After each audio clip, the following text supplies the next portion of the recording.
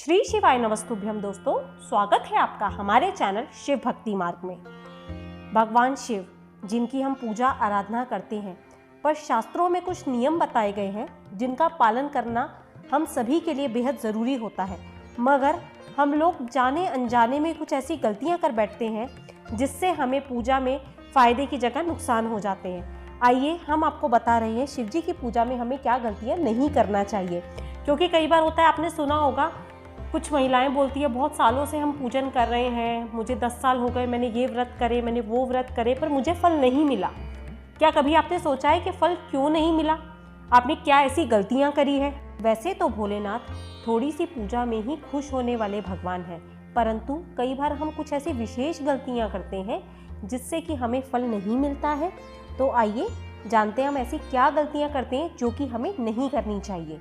सबसे पहली बात, जब भी आप पूजा की थाली लगाते हैं, आप शिवलिंग पे दूध अर्पित करने जाते हैं या आप पंचामृत अर्पित करते हैं भगवान को, दूध दही जो भी चीज़ें आप अर्पित करते हैं, कई बार आप जल्दी में नोटिस करिएगा, या तो आप अपने जल के लोटे में ही दूध डाल लेते हैं या फिर आप किसी भी बर्तन में दूध डालकर, कच्चा दूध जो हम भगवान को समर्पित करते हैं वो ले जाते हैं। तो कभी आपने सोचा है कि गलती से भी अगर आप तांबे के बर्तन में दूध डालते हैं तो तांबे के बर्तन में दूध डालने से दूध संक्रमित हो जाता है, यानी कि सड़ जाता है। जब आप शिव जी पर उसका अभिषेक करते हैं तो वो उनके ऊपर चढ़ाने योग्य नहीं रहता है।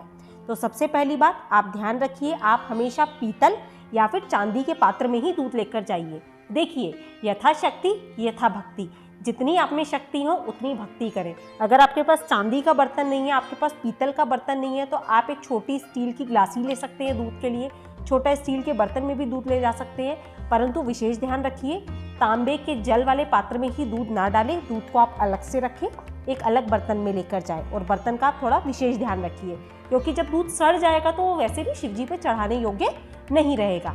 दूसरी गलती आप करते हैं, जो कि हम सभी करते हैं जब हमें नहीं पता होता है, तो जब हम प्रभु को पंचामृत, शिवलिंग पे जब हम पंचामृत चढ़ाते हैं, दूध चढ़ाते हैं, दही चढ़ाते हैं, या फिर हम शहद चढ़ाने के बाद जो भी हम अन्य वस्तुएं चढ़ाते हैं, उसके बाद हमें जल अवश्य चढ़ाना चाहिए।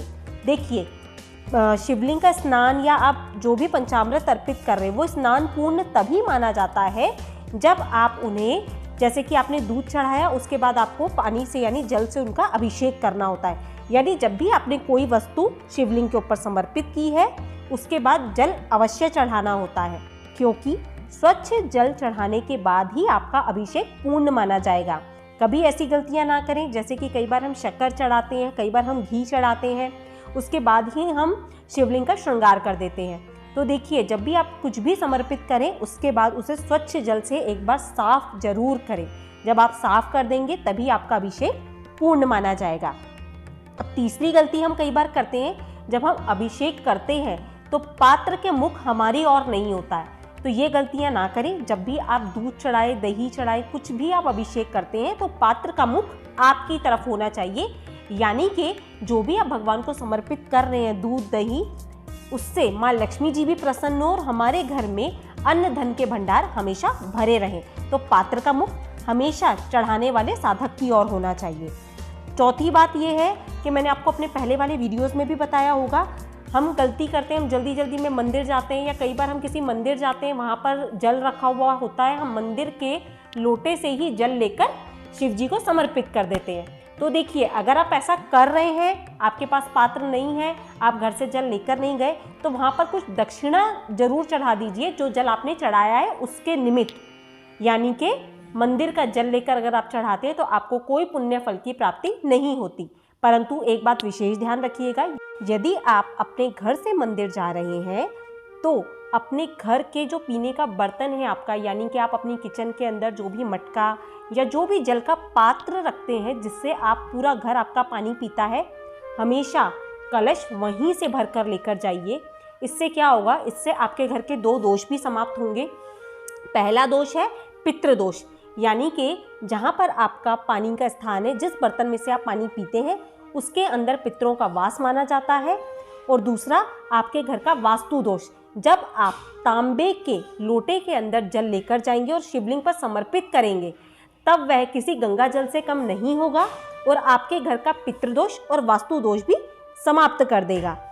और एक गलती जो हम हमेशा करते हैं, हम हमेशा जो जल का पात्र लेकर जाते हैं वो पूरा जल शिवलिंग पर हम समर्पित कर देते हैं, क्योंकि शिवलिंग पर जो भी वस्तु आप चढ़ाते हैं वो पूरी ही समर्पित की जाती है। जैसे कि हम हमेशा अक्षत चढ़ाते हैं, हमें खंडित नहीं चढ़ाते होते, हमें पूरा समर्पित करना होता है। या नारियल हम चढ़ाते हैं तो वहाँ तोड़कर नहीं चढ़ाया जाता है, पूरा समर्पित किया जाता है। तो शिवलिंग पे विशेष ध्यान रखें, जो भी चीज़ चढ़ाई जाती है वो पूरी ही समर्पित की जाती है। अब आपको क्या करना है, जो जल आपने चढ़ाया है उसे जो जलाधारी होती है वहाँ से थोड़ा सा जल अपने लोटे में लेकर ज़रूर आएँ। मंदिर से कभी खाली जल का पात्र लेकर ना आए, उसमें भोलेनाथ का आशीर्वाद के तौर पे जलाधारी से जल को अवश्य लेकर आएं।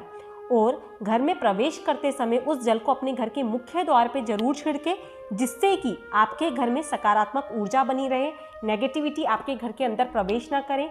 और उस जल को अपने घर के अंदर छिड़के, जो कि भगवान का आशीर्वाद है, जिससे कि भोलेनाथ का आशीर्वाद आपके घर में बना रहे, अन्न और धन की बरकत बनी रहे। और थोड़े से जल को या तो आप अपने परिवार में दे सकते हैं, अपने पति को ग्रहण करने के लिए दे सकते हैं, या फिर उस जल को आप अपने घर के पीने के पात्र में डाल सकते हैं, जिससे कि वह जल सभी ग्रहण करेंगे और सबके अंदर एक पॉजिटिविटी आएगी। आशा करती हूँ अब से आप शिव पूजन करते समय इन गलतियों को नहीं करेंगे, और यदि कर रहे हैं तो प्लीज़ उन्हें सुधारिए, जिससे कि आपको आपकी पूजा का पूर्ण फल मिले। अगर ये वीडियो आपको पसंद आई है तो लाइक करना बिल्कुल ना भूलें। अपने फ्रेंड्स एंड फैमिली के साथ भी इस वीडियो को ज़रूर शेयर करें। मिलते हैं अपने नेक्स्ट वीडियो में, तब तक के लिए श्री शिवाय नमस्तुभ्यम, जय माता रानी। दोस्तों, चैनल को सब्सक्राइब करना बिल्कुल मत भूलिएगा।